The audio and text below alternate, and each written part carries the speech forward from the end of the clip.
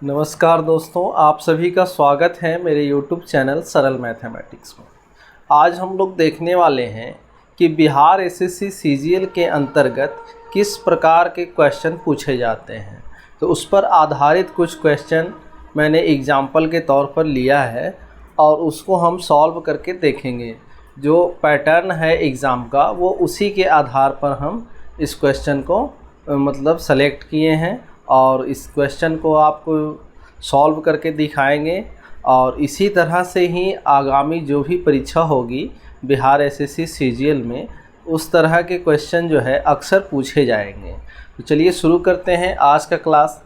तो पहला क्वेश्चन है कि किसी समबाहुभुज के आंतरिक कोणों के योग तथा बाह्य कोणों के योग का अनुपात 5:1 है, तो बहुभुज के भुजाओं की संख्या क्या होगी। तो यहाँ देख रहे हैं कि समबाहुभुज है और समबाहुभुज का क्या है, आंतरिक कोण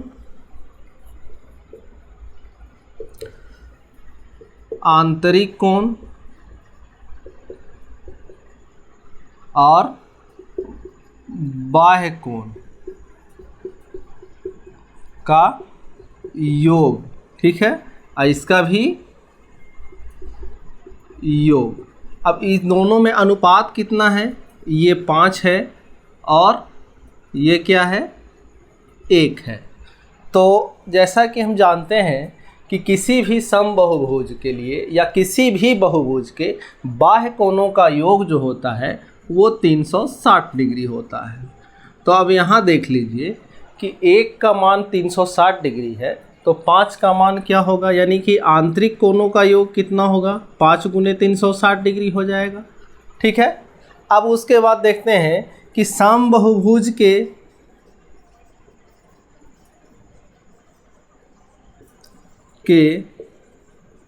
आंतरिक कोण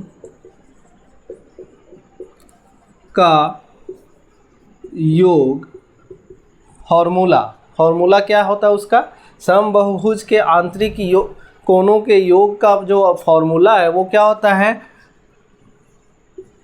2n-4 समकोण, ठीक है। ये फॉर्मूला हो गया, जहां n बराबर क्या रहेगा, भुजाओं की संख्या। अब देखिए इस पर फॉर्मूला हम लोग सेट कर लेते हैं। आंतरिक कोणों का योग कितना दिया हुआ है, तो यहाँ से 2n-4 और समकोण का मतलब क्या होता है, 90 डिग्री। और ये आंतरिक कोण का योग हो गया ये फॉर्मूला से, और यहाँ हो गया आंतरिक कोणों के योग का वैल्यू। इसमें पुटअप करेंगे 5 × 360। अब यहाँ देख लीजिए 9 चौके 36 हो गया। अब यहाँ क्या आ गया, 2n-4 बराबर कितना आ गया, 5 चौके 20 हो गया। या अब यहाँ देखिए 2n को इधर रख लेते हैं, 4 को उधर कर देते हैं, तो कितना आ जाएगा, 2n बराबर कितना हो गया, 20 में 4 जुटेगा 24 हो गया। अब इसलिए यहाँ देखिए तो n बराबर क्या आएगा, 24/2 यानी कि 12। यही हमारा क्या हो गया, फाइनल आंसर हो गया। तो यानी कि बहुभुज के भुजाओं की संख्या कितनी होगी, तो 12 होगी। हमारा आंसर कौन सा होगा, ऑप्शन सी होगा। अगला क्वेश्चन देखते हैं। अगला क्वेश्चन है, एक दुकानदार प्रत्येक सामान के अंकित मूल्य पर 10% की छूट देता है। 8% लाभ कमाने के लिए प्रत्येक सामान का अंकित मूल्य क्रय मूल्य से कितना प्रतिशत अधिक होगा। तो चलिए इसको देखते हैं। तो अंकित मूल्य क्या होता है, किसी भी सामान पर दुकानदार अपना एक मूल्य अंकित करता है, उसको हम लोग क्या बोलते हैं, अंकित मूल्य कहते हैं। तो अब यहाँ देख लेंगे कि मान लीजिए, माना कि आपका कोस्ट प्राइस कितना है, 100 है, ठीक है। उसके बाद प्रॉफिट कितना है, प्रॉफिट आपका हो गया 8%, तो 8 रुपया हो गया, 8% के हिसाब से 8 रुपया हो गया। तो यहाँ से सेलिंग प्राइस निकाल लेंगे हम लोग। सेलिंग प्राइस कितना हो जाएगा, कॉस्ट प्राइस प्लस लाभ हो जाएगा, तो ये कितना हो जाएगा, 108 हो गया। अब देखिए कि अंकित मूल्य पर 10% छूट दे करके हम किसी वस्तु को बेच रहे हैं, यानी कि विक्रय मूल्य जो है अंकित मूल्य का कितना होगा, 90% होगा। विक्रय मूल्य जो है अंकित मूल्य का 90% होगा। जैसे मार्किंग प्राइस में हम क्या कर रहे हैं कि 10% का छूट दे रहे हैं, और कोई भी चीज़ अपने आप में 100% होता है। तो अगर मार्किंग प्राइस पे हम 10% छूट दे देंगे तो ये मार्किंग प्राइस कितना परसेंट बचेगा, 90% बचेगा। अब मार्किंग प्राइस का 90% जो होगा वो क्या होगा, सेलिंग प्राइस होगा। ठीक है, अब यहाँ देख लीजिए कि मार्किंग प्राइस का 90% सेलिंग प्राइस है, और सेलिंग प्राइस हमारा कितना है, 108 है। अब यहाँ 108 है तो यहाँ से देख लीजिए क्या करेंगे, मार्किंग प्राइस निकालना है हमको। तो यहाँ देखिए क्या हो जाएगा कि 108 में 90% से भाग दे देंगे। ठीक है, अब 90% से जब भाग दीजिएगा तो ये क्या हो जाएगा, 108 बटा 90, और प्रतिशत के बदले बटा में 100 जाएगा, तो बटा 100 जो है वो 100 ऊपर आ गया। अब देखिए तो इसको काट लीजिए, 1 0 से 1 0 कट गया, 12 नमा 78 से हो गया, 12 दहियों 120 हो गया। अब देखिए डिफरेंस कितना क्या हो गया, डिफरेंस आपका हो जाएगा कितना, कॉस्ट प्राइस और मार्किंग प्राइस का डिफरेंस कितना हो गया। कॉस्ट प्राइस है आपका कितना, मार्किंग प्राइस हो गया 120 और कॉस्ट प्राइस हो गया आपका 100, तो डिफरेंस कितना क्या आया, 20 के। अगर परसेंटेज में इसको बदलेंगे तो परसेंटेज डिफरेंस कितना आएगा, परसेंटेज डिफरेंस कितना हो जाएगा, अंकित मूल्य से कितना अधिक है ये, तो अंकित मूल्य से कितना अधिक है कैसे बदलेंगे, जो अधिक डिफरेंस है उसको ऊपर रखिए और अंकित मूल्य को नीचे रखिए, अब इंटू 100 कर दीजिए, 100 से 100 कैंसिल हो गया, 20% आ गया आंसर। तो हमारा ऑप्शन कौन सा सही होगा, ये वाला ऑप्शन सही होगा। अगला क्वेश्चन है कि 3 क्रमागत बट्टों 30%, 20% तथा 5% के समतुल्य बट्टा क्या होगा। अब बट्टा होता क्या है, बट्टा का मतलब होता है एक प्रकार का छूट जो दुकानदार अपने ग्राहक को किसी वस्तु को बेचने के दौरान देता है। तो 3 क्रमागत बट्टा लगाया है, कहने का मतलब कि एक जो है पहले 20-30% का छूट दिया, फिर उसी पर 20% का छूट दे दिया, फिर उसके बाद फिर उसको क्या कर दिया, 5% का और छूट दे दिया। तो अब समतुल्य बट्टा क्या होता है कि समतुल्य बट्टा का मतलब होता है कि ये कौन सा ऐसा बट्टा होगा यानी छूट होगा जो इन तीनों को ना दे करके सिर्फ उसी को एक छूट को अगर हम दे दें तो क्या हो जाए, इसके बराबर हो जाए। तो अब यहाँ देखेंगे हम लोग कि समतुल्य बट्टा कैसे निकालना है। मान लीजिए कि किसी वस्तु का जो है कॉस्ट प्राइस क्या है, कितना है हमारा, 100 है। तो अब मान लीजिए कि 100 रुपये का कोई वस्तु है, अब उसमें 3 क्रमागत बट्टा दे रहे हैं। पहले दे रहे हैं 30% का छूट, दूसरी बार में दिए कितना, 20% का, और उसके बाद 5% का। तो अब यहाँ देख लीजिए क्रमागत छूट के बाद सीपी क्या होगा, कैसे निकालेंगे। 100 रुपया है, अब 100 रुपये पर पहले छूट कितना मिला हमको, 30% का, 30% का छूट मिला, इसका मतलब है कि 70% पर बेचा। ठीक है, अब क्या किया कि फिर 20% का छूट दे दिया, यानी 20% छूट दिया, इसका मतलब है कि 80% पर बेचा। तो अब इसका ये हो जाएगा 80%। अब उसके बाद क्या किया है कि फिर 5% का छूट दे दिया, 5% का छूट दिया, इसका मतलब क्या है, 95% पर बेचा होगा। अब देख लीजिए इसको सॉल्व करिए तो 100 गुने प्रतिशत को हटाएंगे तो बटा में 100 आएगा, यहाँ देख लीजिए सब में बटा 100 आएगा। अब इसको सॉल्व करिए तो 100 से 100 कैंसिल हो गया, 1 0 1 0 1 0 1 0 यहाँ कैंसिल हो गया। अब उसके बाद देख लीजिए 19 पचे 95 होता है, 20 पचे 100 होता है। अब 2 दहियों 10 हो गया, 2 चौके 8 हो गया, 7 चौके 28 हो गया, 28 गुने 19 अब बटा 10 हो गया। 19 8 कितना होता है, बमन्ना से 2 हो गया, हाथ में रहा 15, 19 दूनी कितना होता है 38, 38 और 15 अगर जोड़ देंगे तो कितना आएगा 53 आएगा बटा 10 आएगा। अब यहाँ देख लीजिए, इसको जब बदलेंगे तो क्या आएगा, 53.2 आएगा। यानी कि 100 रुपया का सामान अगर इन 3 क्रमागत बट्टों को लगा करके बेचते हैं तो कितना में बेचेंगे इसको, कितना हो जाएगा, 553.2। अब यहाँ देख लीजिए, इसलिए अब प्रतिशत छूट कितना मिला भाई। अब प्रतिशत छूट की अगर बात की जाए तो टोटल सामान है 100 रुपया के, अब 100 रुपया के सामान मिला 53 रुपया में, 53.2 रुपया में, तो ये कितना हो जाएगा, 46.8 हो गया। ठीक है, तो 46.8%। यानी कहने का मतलब कि अगर ये 3 बट्टा ना दे करके हम सिर्फ 46.8% का उसको छूट दे दें तो वो क्या होगा, इन तीनों के बराबर होगा, समतुल्य होगा। यानी कि आंसर हमारा कितना आ जाएगा, 46% हो जाएगा।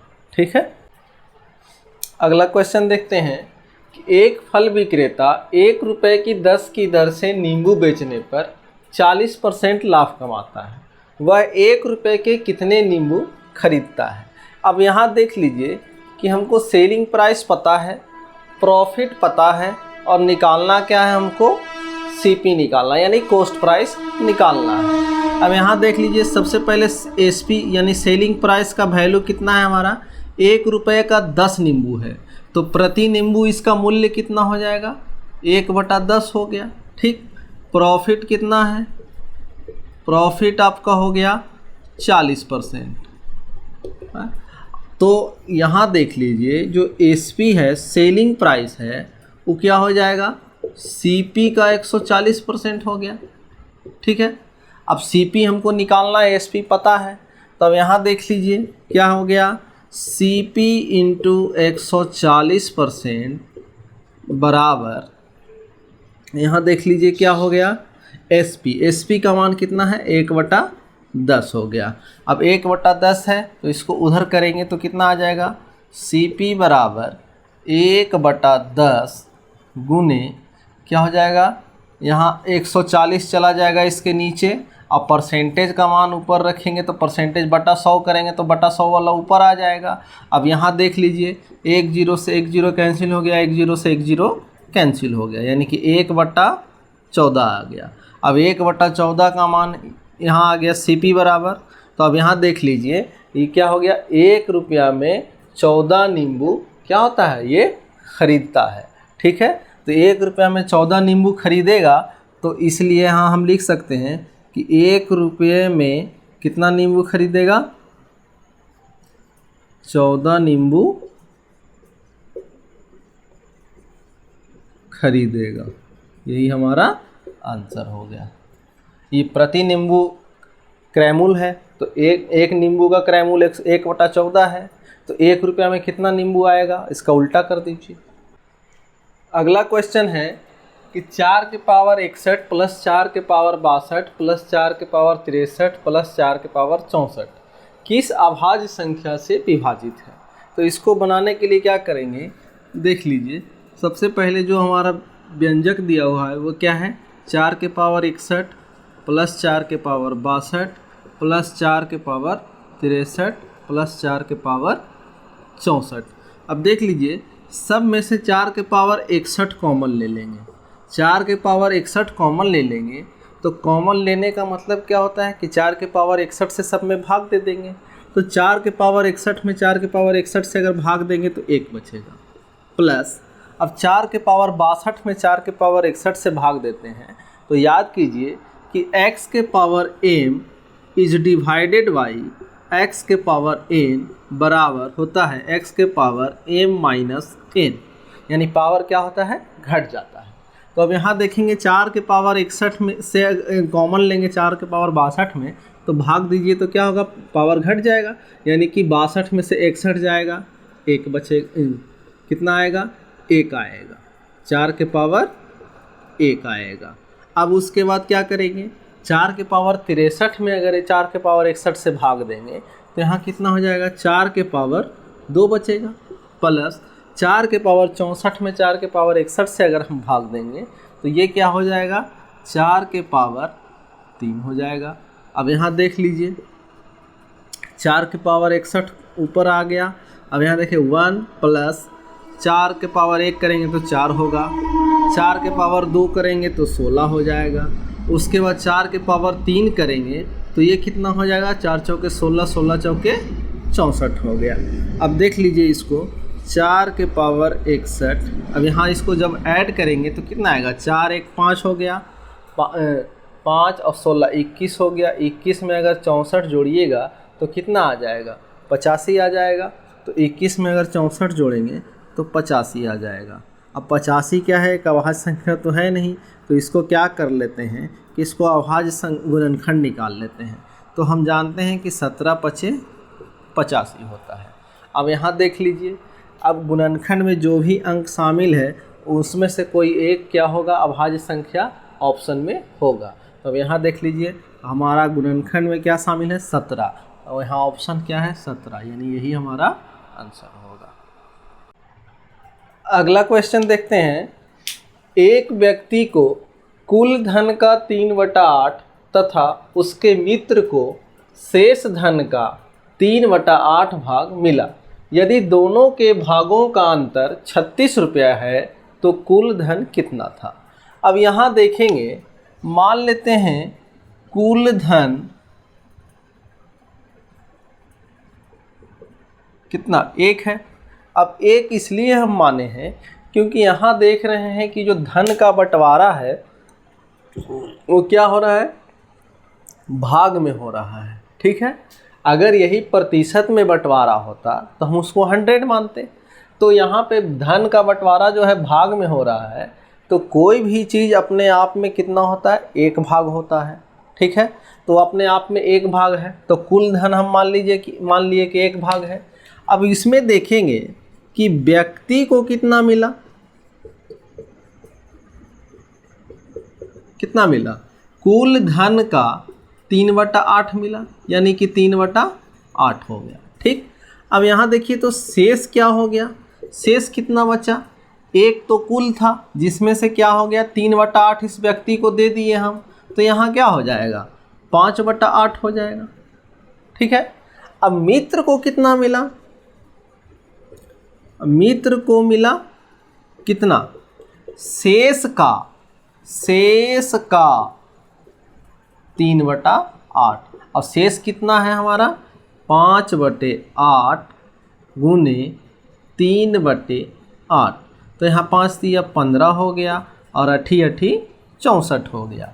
ठीक है, ये रहा। अब अंतर कितना हो जाएगा भाई, दोनों का अंतर बराबर अगर हम देखा जाए तो कितना हो जाएगा, 3/8 ये हो गया माइनस 15/64। अब यहाँ देख लीजिए तो कितना आ गया, एलसीएम हमारा आ जाएगा 64। अब यहाँ देखिए 8, अब इसको देखिए भिन्न का जो घटाव है, अब भिन्न का घटाव बनाने का नियम क्या है, सबसे पहले क्या करते हैं हम लोग, हरों का लघुत्तम निकालते हैं। तो लघुत्तम निकाल लिए 64 आया। अब क्या करेंगे कि पहले भिन्न के हर से लघुत्तम में भाग देंगे। तो लघुत्तम में 8 है, ये 8 है और ये लघुत्तम आपका 64 है, तो 8 8 64 8 हो गया। तो जो भागफल आएगा उसको ऊपर अंश में गुना कर देंगे। तो यहाँ कितना हो जाएगा, 3 8 24 हो जाएगा, माइनस अब दूसरे भिन्न के हर से लघुत्तम में भाग दीजिए, यानी कि 64 में 64 से भाग देंगे, भागफल 1 आएगा। अब 1 को गुना कर देंगे कहाँ, अंश में, तो 15 एकम 15 हो गया। अब यहाँ देख लीजिए कि जब इसको हम घटाएंगे तो कितना आ जाएगा, 9/64 आ जाएगा। ठीक है, ये तो हो गया भाग का बात। अब ये जो अंतर है वो अंतर हमारा दिया हुआ है कितना, 36 रुपया है, 36 रुपया है। अब भाग में अगर अंतर की बात करें तो 9/64 भाग है। तो 9/64 का मान 36 है, 1 का मान निकालना है, तो कैसे निकालेंगे। अब यहाँ देखिए इधर जो बटा में है उधर जाके गुना में हो जाएगा, 36 गुने 64 बटा 9 हो जाएगा। जो इधर गुना में है उधर जाके भाग में हो जाएगा, जो इधर ऊपर है वो उधर जाके नीचे हो जाएगा, और जो नीचे है उधर जाके ऊपर हो जाएगा। अब यहाँ से काट लीजिए, 9 चौके 36 और 64 चौके कितना होता है, 4 चौके 16 के 6 हाथ में रहा 1, 4 छक 24, 24 और 1 25, 56 रुपया। तो हमारा कौन सा ऑप्शन सही होगा? Option C. अगला क्वेश्चन देखते हैं। अगला क्वेश्चन है 2.3 का होल क्यूब माइनस 0.027 बटा 2.3 का स्क्वायर प्लस 0.69 प्लस 0.09, इसका मान निकालना है। तब यहाँ देखेंगे कि इसको अगर आप सिंपल करके लिखते हैं तो ये 2.3 का होल क्यूब हो गया, माइनस इसको देखेंगे तो ये क्या है 0.3 का होल क्यूब है, बटा यहाँ देखिए 2.3 का स्क्वायर प्लस यहाँ देखिए क्या हो जाएगा 2.3 इंटू क्या हो जाएगा 0.3 हो जाएगा। इसको अगर हम तोड़ेंगे तो 23×3 यानी 2.3 में 0.3 से गुना किया गया है। अब उसके बाद ये क्या है प्लस 0.09 जो है हम लिख सकते हैं कि ये 0.3 का क्या है होल स्क्वायर है।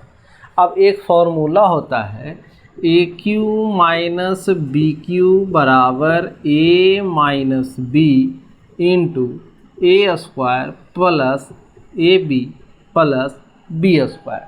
तो अब देखिए तो इसको 2.3 को ए मान लेते हैं और 0.3 को बी मान लेते हैं, तो ये क्या हो जाएगा a cube minus b cube है ऊपर में, उसके बाद नीचे क्या है a square plus a b plus b square. तो इसको अगर a cube minus b cube के फॉर्म में तोड़िएगा तो ये क्या हो जाएगा 2.3 यानी क्या हो गया ए माइनस बी, तो ए माइनस बी इंटू ये क्या हो जाएगा ए स्क्वायर यानी 2.3 का क्या हो जाएगा स्क्वायर हो गया प्लस ए बी होगा, तो ए बी के जगह पर 2.3 इंटू 0.3 हो गया।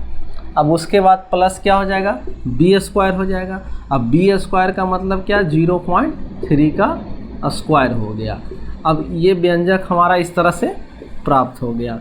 अब नीचे भी क्या है 2.3 का स्क्वायर प्लस 2.3 इंटू 0.3 प्लस 0.3 का होल स्क्वायर। अब ये देख लीजिए ये पूरा जो व्यंजक है इस पूरे व्यंजक से कट जाएगा। अब हमारा क्या बचेगा सिर्फ a माइनस बी बचेगा यानी 2.3 माइनस 0.3। तो यहाँ देख लीजिए 2.3 में से 0.3 घटाइएगा तो ये क्या आएगा आंसर 2 आएगा, यानी कि हमारा ऑप्शन क्या हो जाएगा डी सही हो जाएगा। नेक्स्ट क्वेश्चन देखते हैं। ए तथा बी एक कार्य को क्रमशः 45 दिन तथा 40 दिन में कर सकते हैं।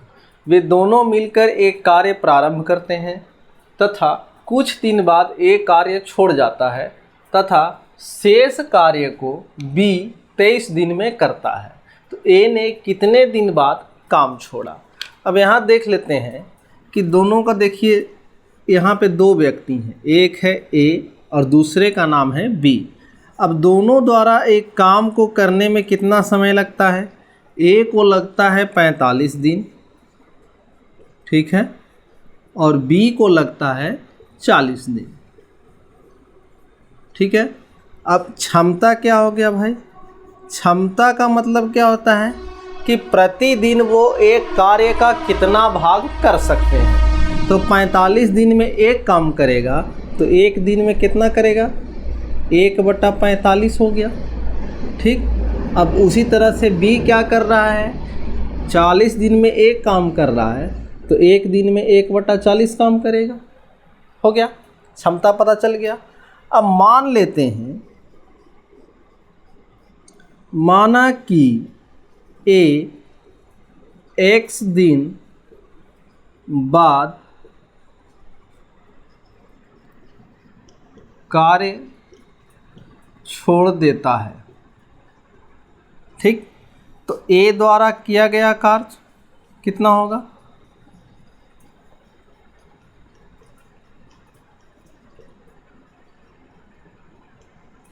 देख लीजिए, क्षमता है 1/45 और समय है x, तो x/45 हो गया। अब उसके बाद देखेंगे कि b द्वारा किया गया कार्य कैसे निकलेगा। अब ये बताइए कि b तो काम छोड़ के नहीं गया था, तो b टोटल कितना दिन काम किया? एक तो आपका काम हो गया, ये 23 दिन का ये हो गया, अकेले किया, और बाकी x दिन जो है वो a के साथ किया, तो यानी कि उसका जो कुल कितना दिन काम किया, वो x + 23 दिन काम किया, और इसका क्षमता कितना है, 1/40 हो गया। अब यहाँ देख लीजिए, जब दोनों मिल करके करेगा तो टोटल कितना काम होगा, एक काम होगा। एक काम को पूरा किया, कुल कार्य कितना है, एक है, जिसमें से a का हिस्सेदारी कितना, x/45, और b का कितना,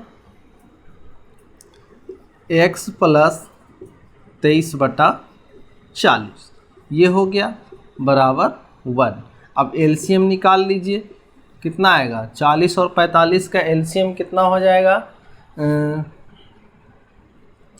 45 और 40 एलसीएम निकालिएगा तो 5×9 = 45, 5×8 = 40 हो गया। 5×9 = 45 और 45 में अगर 8 से गुना कर दे तो कितना हो जाएगा, 8×5 = 40 के 0 हो गया, 8×4 = 32, 32 और 4 = 36, 360 हो गया।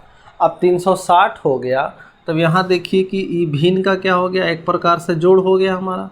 तो भिन्न का जोड़ हम कैसे बनाते थे, सबसे पहले तो हरों का क्या निकालेंगे, लघुत्तम निकालेंगे, लघुत्तम निकाल लिए, उसके बाद क्या करेंगे, पहले भिन्न के हर से लघुत्तम में भाग देंगे। तो जब लघुत्तम में भाग दीजिएगा तो कितना आ जाएगा, जब 45 में अगर 360 में 45 से भाग देंगे तो कितना आएगा, 8 आएगा। तो 8 में गुना करेंगे, ऊपर 8x हो गया, प्लस उसके बाद क्या है कि दूसरे भिन्न के हर से लघुत्तम में भाग देंगे, 4×9 = 36, 9 आ गया। अब 9 से गुना करेंगे अंश में, यानी x + 23 में बराबर 1।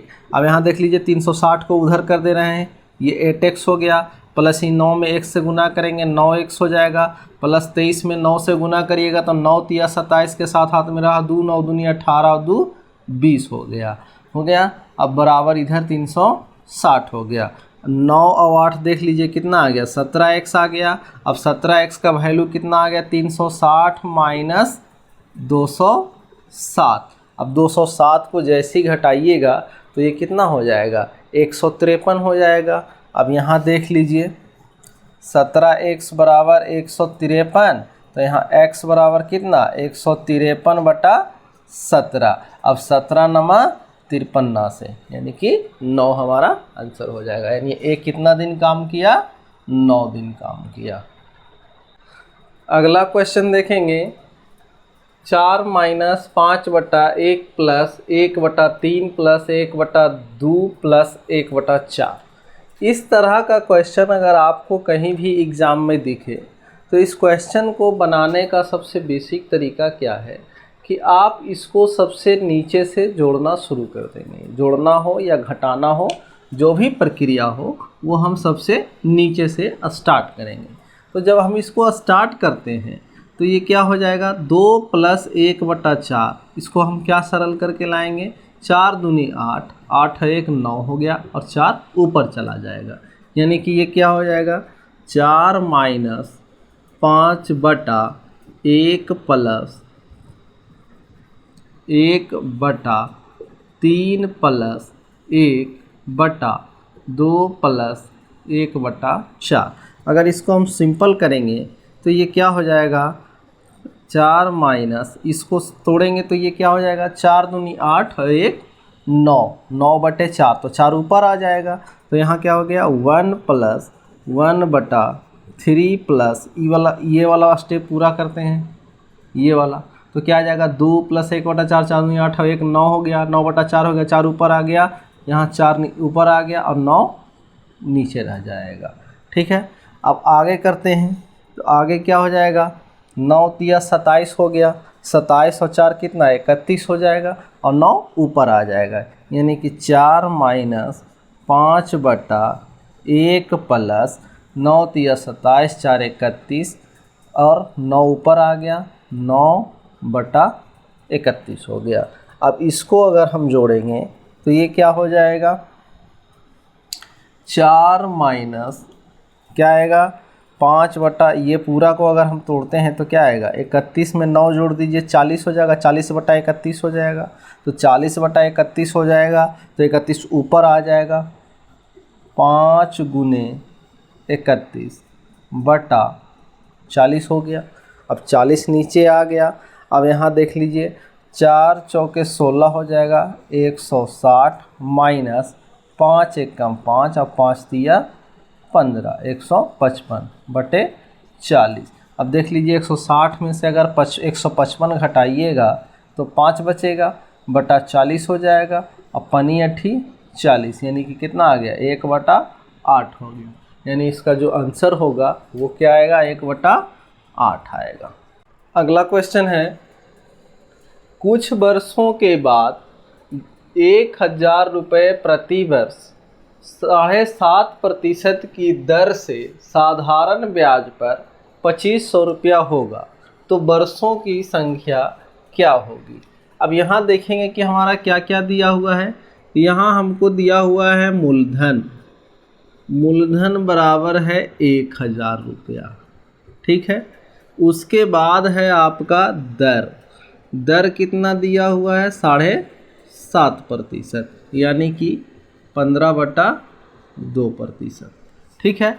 उसके बाद दिया हुआ है मिश्रधन, मिश्रधन ये मिश्रधन है, 2500 रुपया हो जाएगा। इसका मतलब है कि वो मिश्रधन दिया हुआ है। अब यहाँ देख लीजिए कि मिश्रधन दिया हुआ है कितना, 2500। तो यहाँ से हमारा क्या हो जाएगा, साधारण ब्याज या सिर्फ ब्याज भी कह सकते हैं इसको। ब्याज बराबर क्या होता है, मिश्रधन माइनस मूलधन। अब यहाँ देख लीजिए मिश्रधन है हमारा 2500, अब माइनस मूलधन करेंगे 1000 तो कितना आएगा, 1500 आ गया। अब इतना रुपया ब्याज हो गया। अब साधारण ब्याज का फॉर्मूला क्या होता है,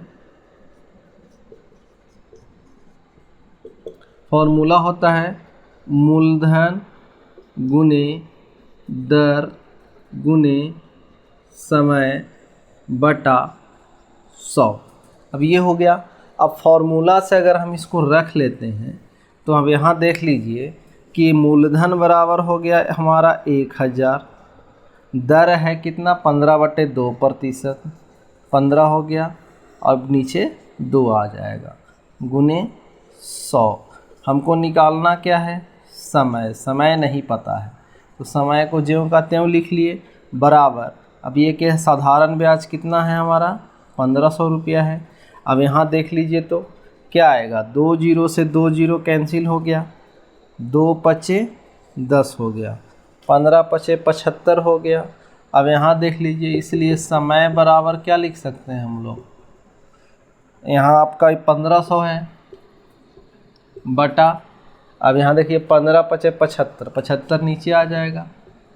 अब 75 दूनी क्या होता है, 150, यानी कि 20 आ गया। यही आंसर हो गया। यानी हमारा जो समय लगेगा वो कितना लगेगा, 20 साल का समय लगेगा।